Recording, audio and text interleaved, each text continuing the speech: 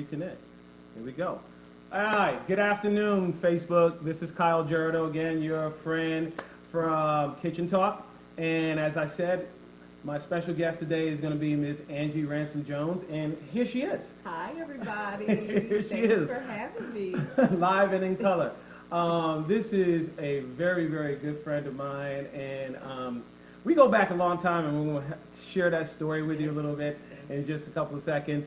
But I'm happy to have Angie with me. She was kind enough to accept the invitation. I thought you were actually going to bring your husband, too. I was thinking he was coming. He actually is at a WNBA game. Okay. He went to go see the Dallas Wings. Okay. Yeah, him and the boys, so that's where they are now. All Otherwise, right. they would have definitely been here. Okay, well, we're going to talk about her husband a little bit as well. The giant, the gentle giant, the gentle giant. The Jolly Green Giant. Yeah. But before we get into it, I just want to say some people had inboxed me and asked me a couple of questions about the show, about where we're going, what we're trying to do. So I just want to remind everyone that Kitchen Talk is an open forum that I host where we interview everyday people. If you watch the Steve Harvey show, The View, The Talk, different shows like that, they always have celebrities on. They have people that are already known and doing things, whatnot. This forum is for those people who are not as well known, but are doing positive things in the community. This is a positive show. You're not going to see negative things on this show. That is not the purpose of this. If we do anything on this show, it's for the uplifting of everyone, whether their color be black, white, blue, green, male, female, cross-gender, or I mean, whatever the situation is, but it's going to be for the uplifting. We have so many negative things going on in our community, and so I started this forum, as some of you know, from when we had the shooting here in Dallas of the Dallas police officers. And then the shooting actually of a innocent person in, where was that at? I forgot. In New Orleans. In New Orleans, that is correct. Mm-hmm. So yeah. we started this forum actually as a way of talking and to getting some feelings out there and actually putting tools in the hands of people.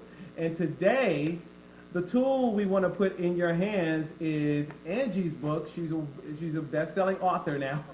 For Path to Peace. Path to Peace. This is the book by Angie Ransome Jones.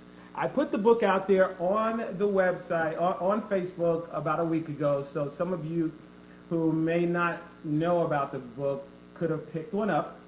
Got online and picked one up. And where can they go to get a book, Angie? They can go to Amazon.com. Okay. That's the most popular place. And also it's available on my website, which is path-2-peace.com. Wonderful. Yes. Wonderful. Yes. So let's get into this interview today. As I told you all, we go back a little bit. So it's a funny story how we got together and what we did. Do we want to tell that story? I don't think so. we can tell some of it. We can tell some of it. Okay, y'all are not privy to all of that information. Okay, it's good stuff though. Yes. All clean stuff. It's all clean stuff. All clean stuff. Well, why don't you tell them, since you're the guest? You tell them. Okay. We used to work at a place called Amory, and I don't remember what it's American Remodeling. Okay. Yeah. And I was actually, the funny thing is, I was just graduating from the University of North Texas, and that was a part-time job for me. AKA? Yes, Alpha Kappa Alpha Sorority Incorporated. But I met Kyle. He was actually my trainer at Amory, and so we just automatically just became friends. I was the one in the class that was always raising my hand, asking questions. And I think one night afterwards we went to Iguana Mirage. And yes, we just said, it was like a happy hour thing, went out to Iguana Mirage. How did we get to Iguana Mirage? I don't know. But what did we go in? Do you remember? I don't remember. It was a very small vehicle. Okay. A Beetle maybe? No, it was a Fiat Spider convertible. Oh, my God. And it was a two-seater. And how many people did we have in that two-seater? It was probably at least 4 knowing us. 3 of us. At least knowing I was driving. She was sitting somewhere in the middle near the stick shift or something, and Wanda Swift at that time, Wanda Swift instead of Wanda Swift Horn, Pastor Wanda Swift Horn. Right. They're very good friends, graduated together. The 3 of us squeezed into a car that was meant for 2. And we had some good times at Iguana Mirage. I can't even believe you remember that place, Iguana I do. Mirage. Okay, I think we need to move on before the other parts of those stories come out. Right. But But Angie, I was reading your book, Mm-hmm. and I've got to say, first of all, I want to thank you for writing this book because as I was reading it, I realized that there was a very there was a huge need for this Yes. story to come out. Yeah. And as I was reading some of the comments and some of the people that were that you spoke to during the course of reading this book, I was really impressed. You have a few friends in here. Yeah. You have some pastors from your church. You have some other people who went through loss as well. Yes. Yes. So before I actually get into some questions, tell the audience right here, tell them a little bit about what this book is about, Sure. and Sure. how it came about. Right. Basically, the book chronicles my journey. A couple of years ago, actually in 2013, I lost my father very suddenly, and I think you had met my father. Yes, I think you I had think been we in his did. presence. And when I say suddenly, I mean he was here one day and gone the next day. So during that time, I learned a lot, not just about myself, but about the process as far as what a lot of people don't realize, that when you put somebody to rest, it doesn't just end there.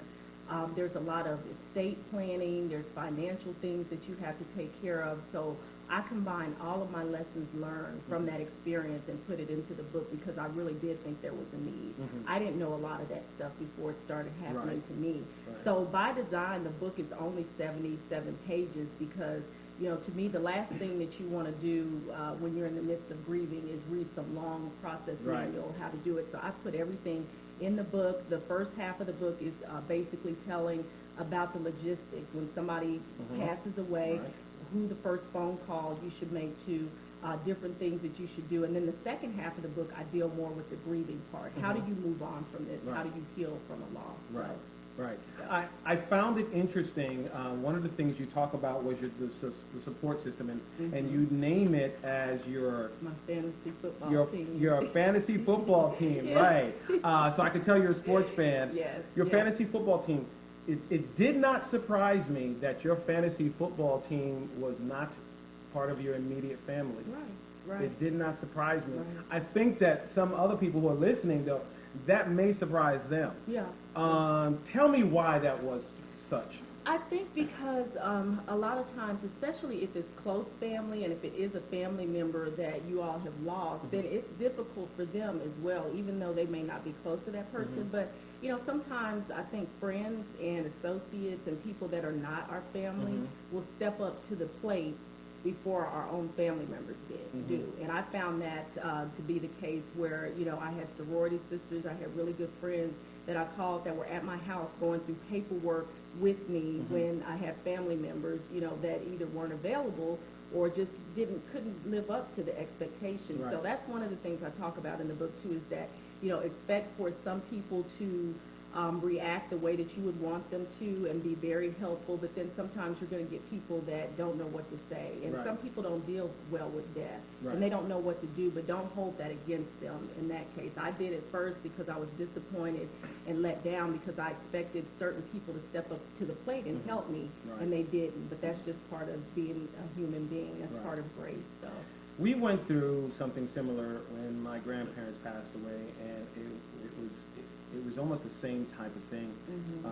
The fantasy football team ended up being my mother, my brother, and myself, though. Okay. My family's, how can I say this politely? They stepped up. However, the complete support wasn't there. Right. Right. I guess they picked and choose what they wanted to step up to do Yeah. instead of saying, okay, this needs to be done, we all need to pitch in. And in essence, it put a strain on my mother, and which put a strain on my brother and myself. And that was very difficult to deal with as well, so I understand that. Yeah. Your fantasy football team, though, it was pretty cool to know that was it one of your sorority sisters? Is that what it was? Yeah, it's actually one of my really good friends and sorority sisters, Evelyn, and she actually wrote the foreword to the book, but she suddenly lost her brother. Right. And in the process of helping her, you know, I was one of the first calls that she made, and going over there and kicked into gear everything. Okay, we need to make a list. We need to do this. And, you know, a couple of people had told me before, they said, you know everything about this. People were calling me, okay, Right. you know, I had a family member just passed, what do I need to do? And she said, you need to write this book. Right. You know, her and my editor, they were really instrumental. They said, you have so much information, a wealth of knowledge about the process that a lot of people don't know. You need to write the book. You need to educate people. So. Now that leads me to another question. I was thinking about this too. Is there a need for this to be some sort of business? And I'm not saying to a fact of capitalizing on someone's loss, but let's face it, we have funeral homes that sell funerals at astronomical prices. Yes. We have casket companies that sell caskets at astronomical prices. You can't even bury someone without a casket, even if you're cremating them. You still have to purchase a casket. That's right. I don't know too many churches or pastors that do funerals without some type of love offering. Is there a need for a business for this? Possibly, where people come in and say, "Hey, I'm sorry for your loss. I'm the person that's going to help you organize everything and get everything going." What do you think about that? You know, almost like they have wedding planners. Right, exactly. And I know a lot of the big name funeral homes that are out there locally. It's almost like a whole, I guess, a production for certain funerals. But I think there is, in a way, and one of the things that I'm working on, and one of the things that I talked about when I was on Good Morning Texas, is a control book. And I have one that kind of outlines everything for my family. And so I'm in the process, and that will be my next project that I'm working on, is coming out with a companion book that tells you step by step, because I have everything in here, but it's not outlined in a format that somebody could just take it and just go through. But you're right, there is a lot that comes along with the person passing away, hence the fantasy team. You've got to have pallbearers. You need somebody to help you put together the program. You need people to make phone calls. And I'll tell you an interesting story, too, about the social media factor, which I talk about in there. One of my friends and had a death in her family, and before the family could be notified, people were already posting on Facebook saying, "Oh my God, I can't believe you're gone," on his page, and the family hadn't been notified. So a lot of people need to realize that, you know, things like social media, you know, you have to be sensitive to those things when somebody passes away. And leave passwords, you know, and I think they even have a feature now on Instagram and Facebook where you can leave a beneficiary or a second person that can control your page, because, like I said, how horrible would it be to find out that your loved one passed away and you haven't been told that it's on Facebook? When I read that part, I thought, oh my gosh, okay, I'm going to be honest. My initial reaction was, people are crazy. People are crazy. The first time, as soon as they get information, the first thing they want to do is post it. Oh, I got a wart on my toe. Let me take a picture of my toe and put it on Facebook. That's the age we live in. You know, they want to post everything on Facebook, and then when someone says something negative about them, then they want to get upset about it. I think there needs to be etiquette on Facebook, on every social media, whether it's Kick, Instagram, whatever it is. There's got to be some type of etiquette. And I think it definitely has to be there when it comes to the situation of a loved one. However, it struck me funny that people want to take credit for knowing someone when they're born and when they pass away. But there's usually a lot of space in between that time of life and death, that there's no contact, no assistance. But when someone's born, oh, that's my new niece, she's born, blah, blah, blah, all over Facebook.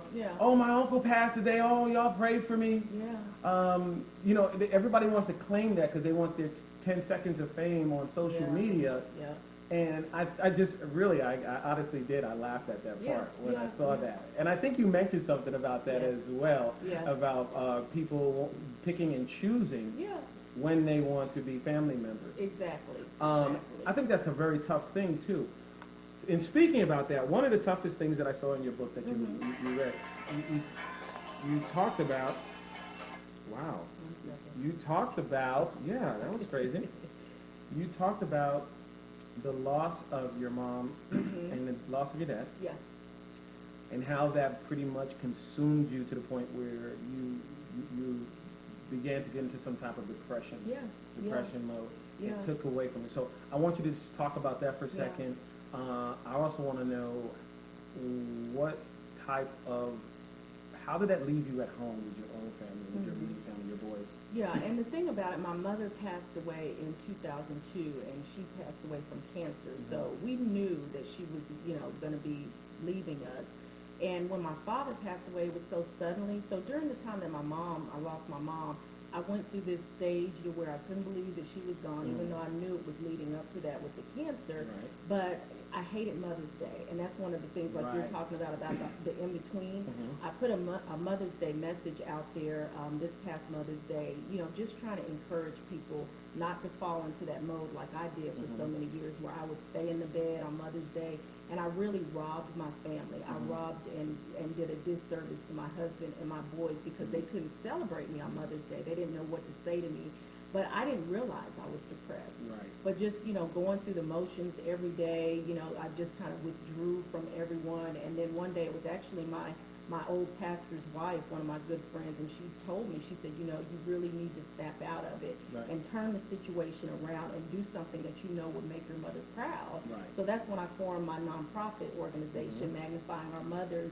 And our mission is really to help the bereaved. So those people that are out there that have lost, whether they've lost a mother or a father or a head of their household, to really help them through the grieving process. So we offer quarterly grief counseling sessions. We offer help with funeral expenses.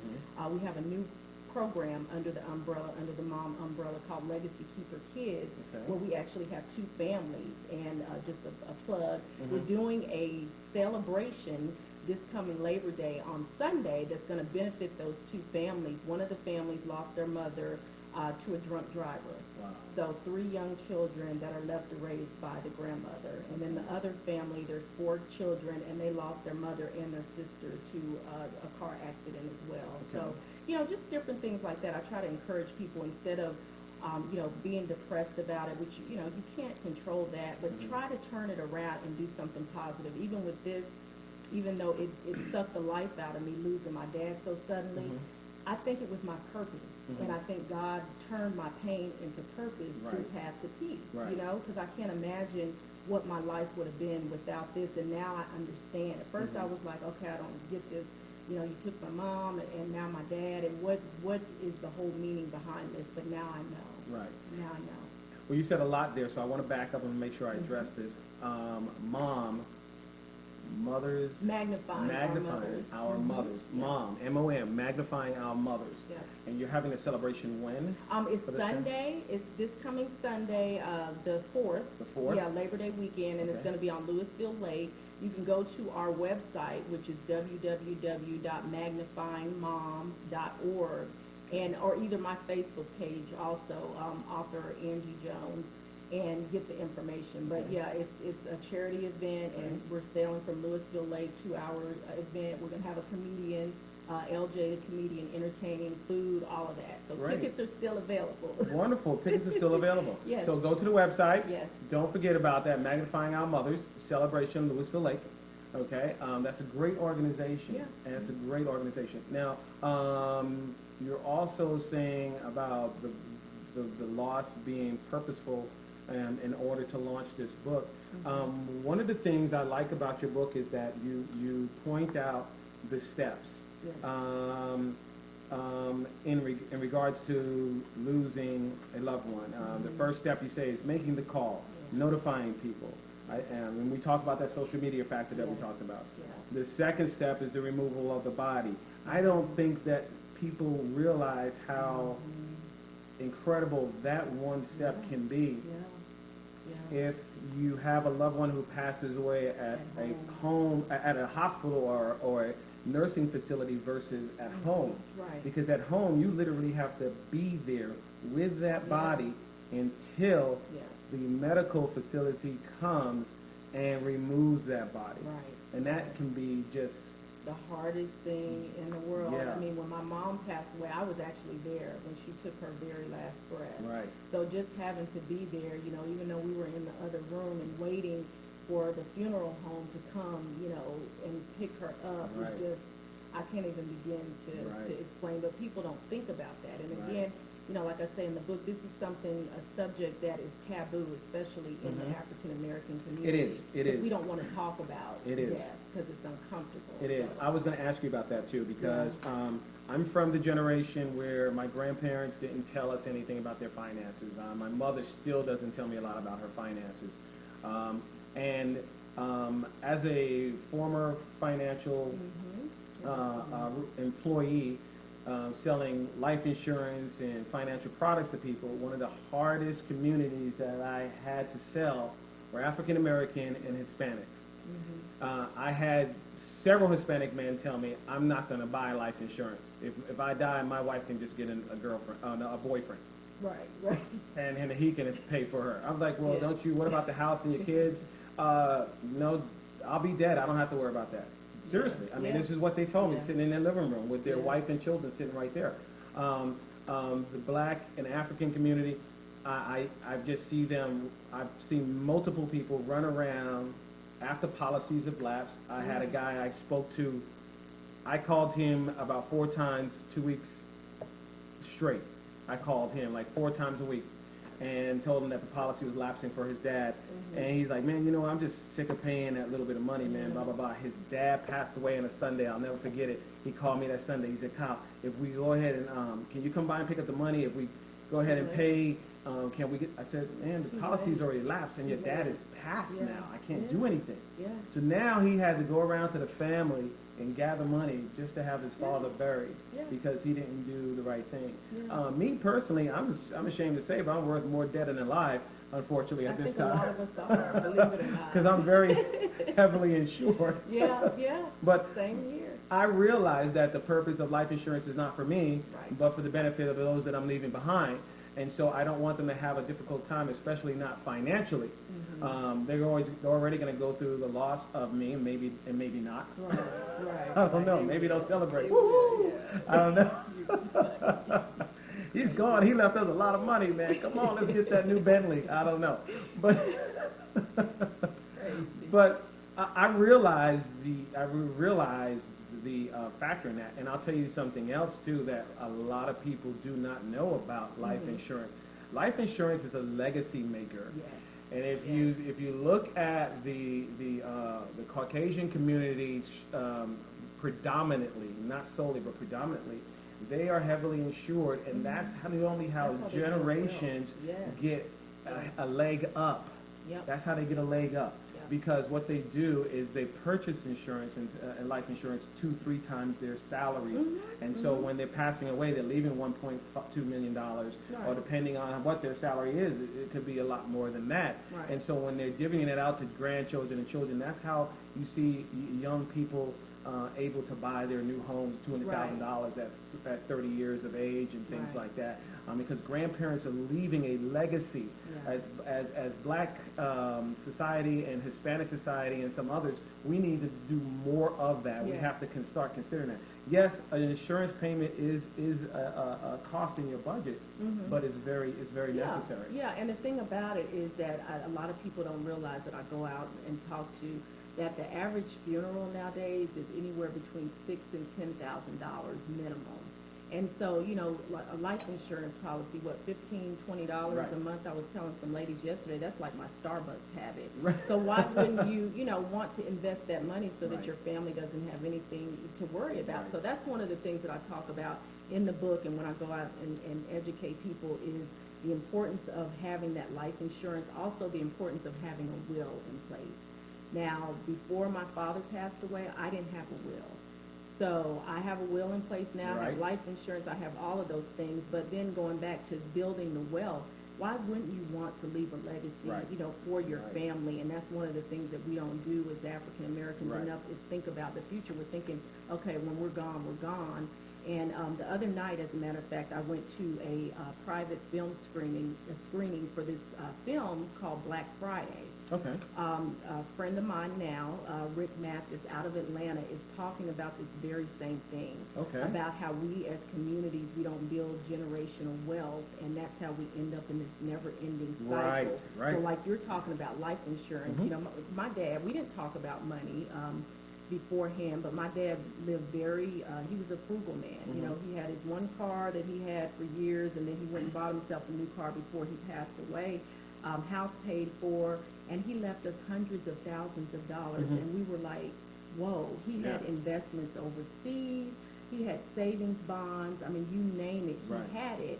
And, you know, that was one of the things I was like, I had no idea. Right. And so that was one of the things that I said that I wanted to do, and I am doing for my family, is that money, just reinvested it, Right. hired myself a financial advisor, Right. an attorney, and that's what I've done. That money has just gone right back into Right back into accounts that can earn money Right. and leave a legacy for That them. is excellent. Yeah. And that's what we need to do, folks. That's what we need to do. See, this is the purpose of this book right here, is to give us that knowledge, to give us that support that we need, that confirmation of doing that. One of the things Felicia and I are trying to do is we're trying to revamp our finances. I went back to school and created more debt. She's in school now and creating more debt. So we're planning to, once she finished this, revise all that so that debt disappears, and now we start concentrating on nothing but saving and investing and putting those things to work for us that are going to actually do the same thing and leave a legacy. I also am a firm believer in real estate, because real estate is one of those things that we do not create more of. You cannot create more land. So if you buy land, it's not going to do anything but increase. It may take some time, but it's not going to do anything but increase. Securing the property, you say in here, and the scavenger hunt. One of the things I liked about the scavenger hunt you wrote here: please do not be concerned about appearances or perceptions of greed as we were initially. Tell me why you put that in there. What happened? Well, I kind of felt like, you know, my sister at the time was living in Atlanta, so I'm the only one in Texas, since our family is all over the East Coast, and my dad was military and retired here. So he had his property in Killeen. So the first thing that we did, knowing, you know, my dad, and he had lots of stuff, and it was one of the things the police officer said when he got there too, is that you want to make sure that you secure the property, because once, you know, if your death is public, it's going to be in the paper that, so, you know, such and such passed away, and there are people, unfortunately, out there that will capitalize on that. So if they knew he lived alone, you know, they might, we're 2 miles away or two hours away, they might come and rob him, or, you know, take his property. So the first thing we did is we went and looked for everything, keys, just jewelry, you know, money. We just searched for all of those things. We removed both of his cars, took them down to our house just until we could kind of get our bearings and come up with a plan. You know, and that's another thing I talk about too, is because people don't have a plan. We have so many things that we have. Even look around the house and just see all your stuff, even though it's good stuff, and it's not in a messy fashion, but something has to be done with that stuff after you pass away. So I tell people, have garage sales. Don't leave anything that you don't want anybody to have to come behind and have to clear out if something happens to you suddenly. Also, tell your family members where your things are, so they don't have to search for them. We searched for probably weeks to find my dad's will, and he did have a will. Unfortunately, because it still had my mom's name on it, it was null and void, which is why we had to go to probate for it. So just have a plan in place, and that goes back to the whole control book. Write things down. You know, write what you want to happen. This is where my bank is. Here's my account number, passwords, just anything that you can think of that will help your family. Now, when you say tell your family members, that becomes a difficult thing for a lot of people, not most, but for a lot of people that may become a difficult thing. Some people fall out with their children over one thing or another. They didn't choose the path that we want for them, or the person that we want for them, so we don't really trust them. How does one work around things like that? Sometimes we do not have family around that we trust. So what is your suggestion for someone like that? Do they get an estate planner in advance when they get to be a senior, if they don't have someone that they can trust in the family? Yeah, the What are the only options? thing, there are options, and a misconception